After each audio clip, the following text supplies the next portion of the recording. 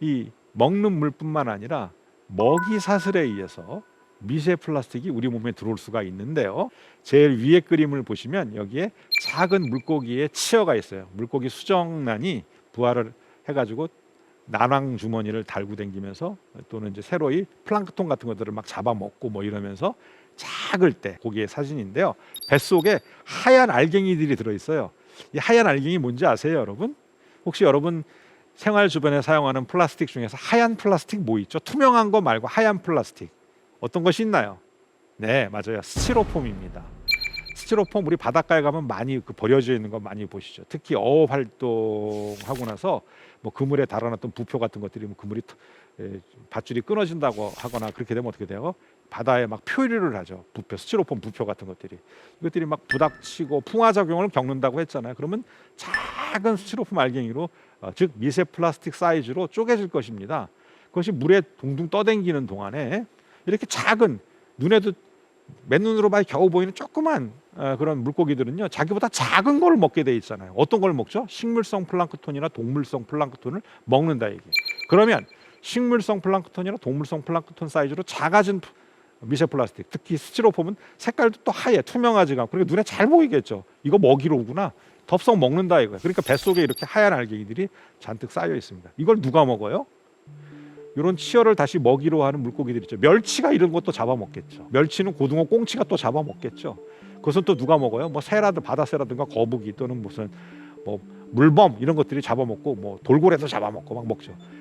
최상위 포식자가 누구죠? 생태계에서 사람이에요. 저는 생선을 굉장히 좋아합니다. 저는 생선 고등어 구이 같은 거 자주 먹어요. 그런데 제가 먹는 고등어에는 분명히 제가 조사를 안 해서 그렇지 미세 플라스틱 들어있다 이거예요. 바다 물속에 미세 플라스틱 들어있고 이렇게 보시는 바같이 먹이 사슬의 중간 단계에서 조사한 자료에 미세 플라스틱을 함유하고 있는 중간 먹이 생물들이 있다.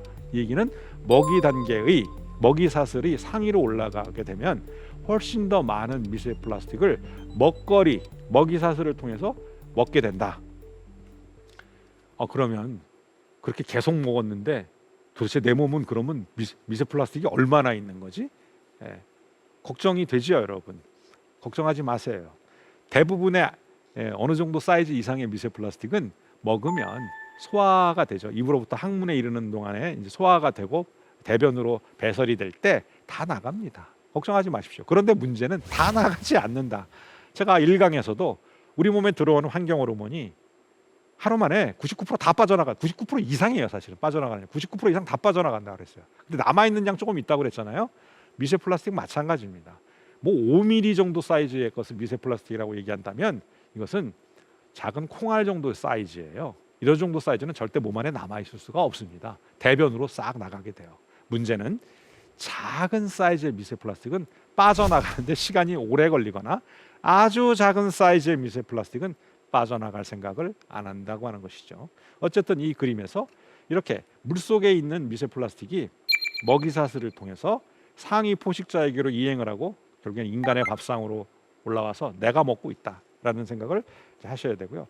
거북이 보세요. 거북이 보니까 물고기 치어보다는 더 사이즈가 큰 알갱이를 이제 먹었다는 걸 거북이 위장관에서 이제 거트 플러싱이라 그래가지고 이렇게 거북이를 잡아가지고 일단 식염수를 넣고 버글버글 해가지고 촥 내용물을 끄집어내면 뭘 먹었는지 걔네들이 먹은 자연스러운 먹이도 있을 것이고 이렇게 먹어서는 안 될 플라스틱 알갱이도 이렇게 나와요. 형형색색의 다양한 플라스틱 뭔지 알고 먹었을까요? 먹인 줄 알고 먹은 겁니다. 혹은 이거보다 작은 물고기를 먹었을 때 그 물고기가 먹은 뱃속에 들어있는 것을 거북이가 먹게 된 거예요. 그 외에도 이제 그림의 밑에서 보면 조개가 있어요. 영어로 지금 필터 피더라고 표현을 했습니다. 필터 피더가 뭐냐면은 걸러서 먹는 생물들이란 뜻이에요. 여러분 조개는요. 여러분 초등학교 과학 교과서에 보게 되면은요. 탐구생활 교과서에 보면은 입수공과 출수공이 있다. 바닷물을 빨아들이는 관이 있고 바닷물을 내보내는 관이 있어요. 여러분 그거 아시죠? 바지락 같은 거 사다가 가정에서 부엌에다 이제 해금한다고 뭐 이렇게 집어넣고 보면은 물총을 찍찍 쏘는 걸 보신 적 있을 거예요. 한쪽에서 끊임없이 바닷물을 빨아들이고 한쪽에서는 빨아들인 바닷물을 다시 쏘아서 몸 밖으로 내보내요. 그럼 그 가운데는 뭐가 있냐면은 거름 장치가 있어요. 걸러 필터가 있어요. 걸러가지고 걸러진 것은 일단 조개 입장에서는 뭐죠? 먹입니다. 먹을 만한 작은 알갱이, 주로는 뭐가 되겠죠? 플랑크톤이에요. 동물성 플랑크톤 같은 거. 그걸 먹고 조개가 무럭무럭 자라는 거예요. 물론 조개가 빨아들인 해수 속에는 대다수 플랑크톤이 있겠죠. 그러나 미세 플라스틱이 들어있다는 것이고요. 조개 몸속에서 미세 플라스틱은 잘 나가지 않습니다. 그러면 조개를 잡아서 우리가 또 조개탕, 칼국수 이런 거 해 먹었어요. 그럼 어떻게 될까요? 미세 플라스틱 국 먹는 거죠. 바닥에는 어떤가? 해저에도 가라앉은 미세 플라스틱이 있어요. 비중이 좀 큰 플라스틱 같은 경우에는 뜨는 게 아니라 가라앉겠죠. 그럼 바닥에서 저서생물이라고 하는 것들이 그것들을 섭취를 합니다. 여기 지금 개가 한 마리 나와 있는데 개는 바닥을 기어댕기잖아요. 이런 것들 막 잡아 먹어요. 그럼 어떻게 돼요? 개 뱃속에도 이 미세 플라스틱이 들어있다. 이거 다시 또 우리가 게찌개, 게장 이런 거 해가지고 또 막 먹잖아. 그러니까 어떻게 되죠? 우리 몸에 다양한 경로를 통해서 미세 플라스틱이 먹이사슬을 통해 들어올 수밖에 없다라는 것입니다. 그러면 미세 플라스틱에 우리 인체는 어떤 경로로 노출되는가? 제가 아까 좀 너무 바다 얘기만 한 것 같아요. 그렇죠? 아닙니다. 이 농작물, 이 곡물이나 야채나 뭐 이런 것들을 통해서도 얼마든지 미세 플라스틱이 우리 몸에 들어올 수가 있습니다. 그 외에도 공기, 숨 쉬는 공기에도 미세 플라스틱이 있어요. 우리가 흔히 공기 중에는 공기만 있나요? 산소와 질소, 뭐 이산화탄 이런 것만 있는 게 흔히 말하는 공기가 아니에요. 여기에는 입자들이 있어요. 우린 그것을 뭐라고 부르죠? 먼지라고 불러요. 그렇죠? 이런 먼지 중에는 뭐 크고 작은 입자들이 있습니다. 그 중에 미세 플라스틱 사이즈에 해당하는 그런 입자들이 있을 수 있고요. 이런 것들이 우리가 코로 숨 쉬어서 이렇게 우리의 호흡기로 들어올 수가 있습니다. 봄철이 되면은 뭐 황사가 이렇게 막 찾아오고 다른 나라에서 뭐 중국이나 뭐 몽고죠 이런 데서 발생한 먼지가 미세먼지가 쫙 오게 됩니다. 그 전부 다 사실은 입자들이죠. 그렇죠? 그런 입자들 중에는 미세 플라스틱 입자도 있을 수 있다라고 하는 것이고요. 바닷물이나 담수 또는 우리가 음용수 이렇게 마시는 물을 통해서도 얼마든지 또는 식탁을 통해서도 얼마든지 많은 양의 미세 플라스틱이 우리 몸에 들어올 수가 있다. 그러니까 여러 가지 경로를 통해서 미세 플라스틱은 우리 몸에 들어오는구나라는 사실을 알 수가 있어요. 이 그림은 우리 몸이 섭취하고 있는 미세 플라스틱이 어떤 경로를 통해서 들어오는 것이 가장 높은 비중을 차지하고 있는가를 보여주는 그림인데요. 역시 가장 많은 것은 먹는 물, 음용수를 통해서 최대의 미세 플라스틱이 우리 몸으로 들어오고 있구나. 가장 많은 양의. 두 번째 원인이 바로 해산물이에요. 해산물을 통해서 많이 들어온다. 세 번째는 외국 자료인데요. 보시면은 심지어는 맥주를 통해서도 미세 플라스틱이 우리 몸에 들어오더라 하는 얘기고요. 그 다음에 마지막으로 소금, 바다 물을 수분을 증발시켜서 만든 천일염. 이 천일염이 그 바닷물 자체가 미세 플라스틱 오염이 됐을 경우에 천일염이 당연히 미세 플라스틱 들어 있겠습니다. 이런 순서대로 미세 플라스틱이 우리 몸에 들어온다. 어느 정도가 들어오느냐? 5g per week. 일주에 대략 5g의 미세 플라스틱이 우리 몸으로 들어와요. 바로 5g이라고 하는 양이 어느 정도냐? 신용카드 한 장 정도의 중량이라고 해요. 신용카드 플라스틱으로 되어 있죠. 일주에 신용카드 한 장을 씹어 먹는 거예요. 쉽게 얘기해가지고 어떤 여성이 지금 신용카드 물어 뜯고 있는데 바로 일주에 신용카드 한 장 먹는다. 그러면 1년이면 얼마예요? 대략 한 250g 이상의 미세 플라스틱 먹고 있어요. 그러면 10년이면 2.5kg, 한 3kg 가까이. 내가 지금 살이 찌는 게 이게 플라스틱 살인가? 오해할 수 있죠. 그렇지는 않죠. 왜냐하면 대부분은 대변을 통해서 배설된다고 했으니까.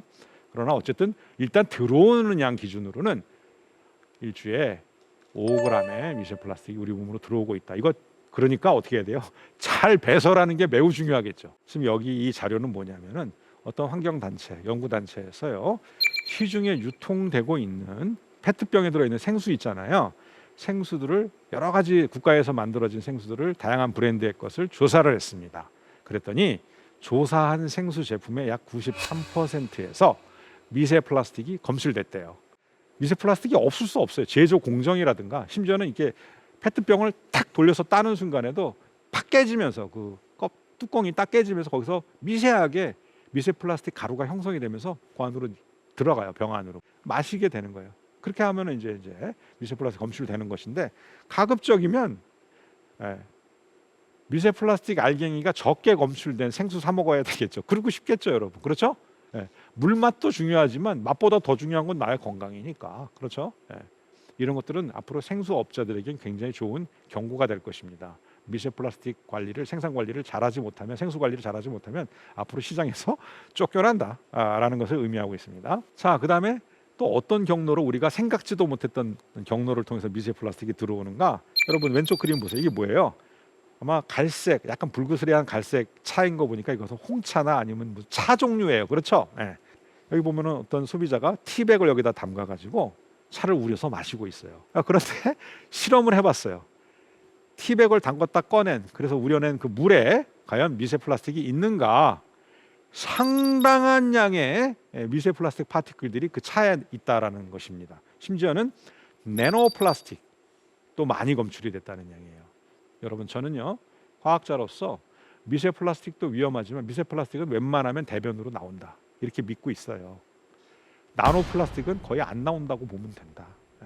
이 나노 플라스틱이 이렇게 많다는 얘기는 어쩌면 이런 티백을 사용한다는 것은 매우 위험한 행동일 수도 있다라는 것을 의미할 수도 있습니다. 자, 먹거리 얘기로 다시 좀 더 가보겠습니다. 해산물, 어패류 중에 패류, 굴이나 홍합, 바지락, 가리비 다 조개 종류죠. 이것에서 미세 플라스틱이 얼마나 나온지를 조사했어요. 봤더니 바지락 100g에는 대략 미세 플라스틱 34개가 있었어요. 담치, 이게 뭐냐면 홍합이에요. 쉽게 얘기해서 홍합 국물 맛있잖아요. 저도 좋아하거든요. 홍합에서는 홍합 100g당 12개의 미세 플라스틱이 나왔대요.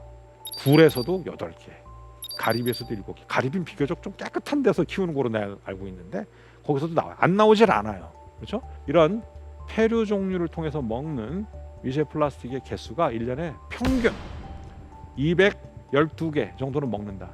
유난히 조개탕을 좋아하거나 조개구이를 좋아하시는 시청자가 계시다면 그분은 훨씬 더 많은 1000개 이상 또는 2000개 이상을 잡수실 수도 있습니다. 그렇죠? 네. 저는 이런 자료를 보면서 우리가 식당이나 또 횟집이나 이런 데 가서 해산물이 원산지가 어딘가 이런 것들을 관심 있게 보면서 주문도 하고 뭐 중국 거다 혹은 일본 거다 그러면 조금 불안해요. 그렇죠? 네. 방사능이나 뭐 중국 거 같으면 도대체 뭘 집어넣었을지 모르기 때문에. 네. 그런데 그럼 국산이면 안전한가요? 솔직하게 고백하셔야 돼요. 가령 예를 들어서 우리나라의 동해안, 남해안, 서해안 이렇게 제주 해역도 있고요. 지역마다 이 어패류에서 검출되는 미세 플라스틱의 농도는 다릅니다. 그러면 국내산이면 국내산 이꼬로 안전한 것, 중국산이나 일본산은 불안한 것, 이런 개념은 성립하지 않습니다. 어느 지역에, 국내에서도 어느 지역에서 만들어진 생산된 조개류인가 또는 생선인가, 이것이 앞으로는 중요한 선택의 기준이 되어야겠어요. 그런데 그것이 과연 우리가 소비 생활하는 동안에 가능한 일인가? 그렇지 않아요. 그렇죠. 그냥 국내산으로 돼 있어요. 그렇죠? 예.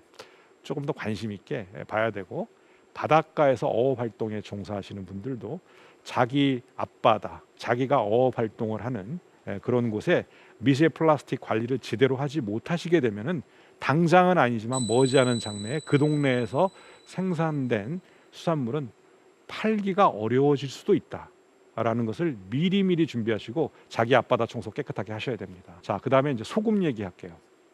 이 지도에 보면 전 세계적으로 바다 소금, 천일염입니다. 인류가 먹고 있는 소금은 크게 두 가지가 있어요. 천일염이 있고 아미염이 있습니다. 이 히말라야 막 이런 지역에서도 아미염이 나와요. 네팔 같은 데 여행해 보면요, 아미염을 막 기념품으로 팔고 그럽니다. 그 지역이 과거 아주 오랜 지구 역사로 놓고 볼 때 그 당시에 거기가 바다였다는 거예요. 거기 그러니까 막 조개 막 화석이 막 나오잖아요. 그것이 굳어가지고 암염으로 이제 하는 것인데, 그 당시에 플라스틱은 없던 시대죠. 그렇죠? 플라스틱은 거의 20세기 이후에 본격적으로 생성되기 시작했으니까. 그러면 암염은 괜찮아. 그럼 뭐가 문제죠?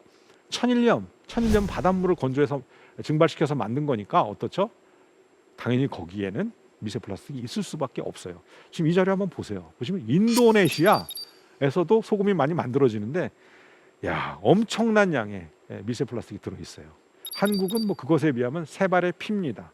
미국에서도 천일염에서 플라스틱이 나오게 돼요.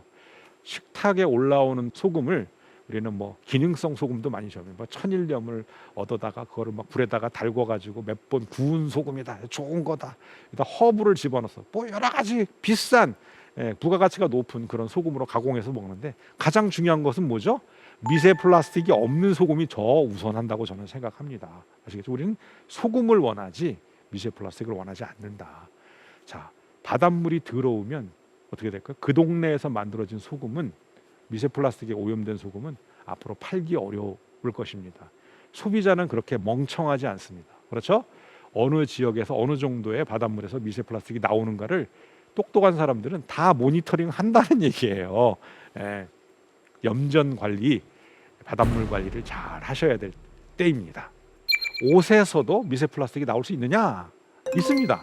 여러분, 이 의복, 이 옷은요 섬유로 만들죠. 섬유에는 천연 섬유가 있어요. 면, 마, 모시, 울, 여러 가지 천연 섬유가 있습니다.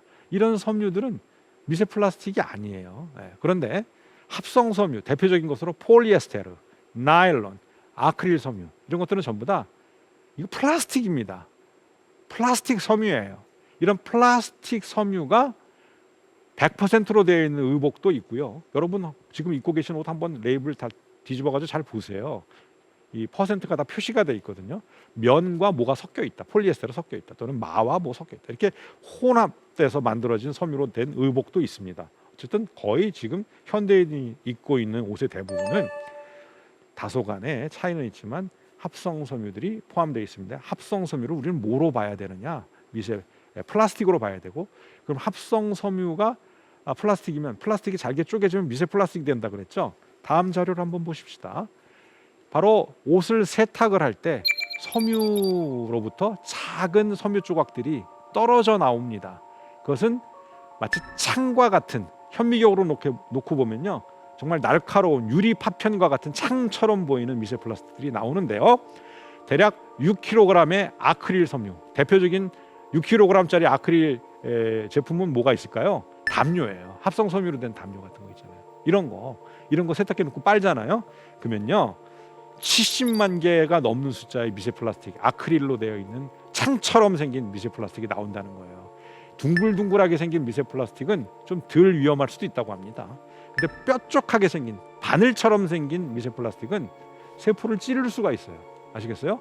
훨씬 더 위험한 플라스틱이다. 그래서 영국의 환경단체인 그린 얼라이언스에서는 일반적인 플라스틱으로부터 만들어진 미세 플라스틱 또는 일반 플라스틱 제품보다 이 합성 섬유, 아크릴과 같은 이런 합성 섬유로부터 파생되어져서 나온 세탁 과정을 통해서 나온 이런 미세 플라스틱이 한 5배는 더 위험할 수 있다라고 이렇게 추산을 했습니다. 여러분, 그러니 우리가 활동하는 것 자체가 우리의 생활 환경 습관 자체가 엄청나게 미세 플라스틱을 양산하고 있는 그런 문화를 우리가 지금 하고 있다. 주거 문화, 의식주 문화를 하고 있다. 이렇게 우리가 보실 수가 있습니다.